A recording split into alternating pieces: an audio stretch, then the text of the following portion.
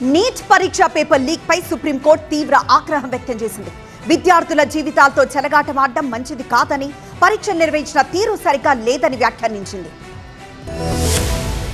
Neat paper leak కేసుపై సుప్రీంకోర్టులో వాడివేడి వాదనలు జరిగాయి. పరీక్ష నిర్వహించిన తీరు సరిగ్గా లేదని సుప్రీంకోర్టు వ్యాఖ్యానించింది. పేపర్ లీక్ కు కారణమైన వాళ్ళను గుర్తించాలని ఆదేశించిన సుప్రీంకోర్టు యూపీఎస్సీ చాలా పరీక్షలు నిర్వహించిందని, ఇలా ఎప్పుడూ కూడా పేపర్ లీక్ కాలేదని వ్యాఖ్యానించింది. యూపీఎస్సీని చూసి నేర్చుకోవాలని ఎన్టీఏకు సూచించింది. కేంద్రం వెంటనే అఫిడవిట్ దాఖలు చేయాలని ఆదేశించింది ధర్మాసనం. 6 వారాల్లో అఫిడవిట్ దాఖలు చేయాలని ఆదేశిస్తూ నీట్ పేపర్ లీక్ తో లక్షలాది మంది విద్యార్థులు మనోవేదన చెందుతున్నారని, దీనికి కారణం ఎవరని ప్రశ్నించింది సుప్రీంకోర్టు. నిపుణుల కమిటీ సలహా ఇచ్చినప్పటికీ పరీక్షా విధానం మారలేదని అత్యున్నత న్యాయస్థానం ఆగ్రహం వ్యక్తం చేసింది. పర్యవేక్షణ యంత్రాంగాలు, పర్యవేక్షక కమిటీలు ఉన్నప్పటికీ ఇంత పెద్ద ఉల్లంఘన ఎలా జరిగిందంటూ ఆందోళన వ్యక్తం చేసింది. పర్యవేక్షణ ఉన్నప్పటికీ పేపర్ లీక్ జరిగిందంటే ప్రక్రియలో లోపాలున్నట్లే అని నేషనల్ టెస్టింగ్ ఏజెన్సీపై ఆగ్రహం వ్యక్తం చేసింది. కేవలం సంస్కరణలతో పరిస్థితి చక్కబడదని వ్యాఖ్యానించిన కోర్టు, తప్పు జరిగినప్పుడు బాధ్యత ఎవరిది అనే దానిపై కూడా స్పష్టత ఉండాలని పేర్కొంది. బాధ్యత ఎవరు తీసుకుంటారనేది తేల్చకుండా ఎన్ని కమిటీలు, మీటింగులు ఏర్పాటు చేసినా ఫలితం ఉండదని వ్యాఖ్యానించింది.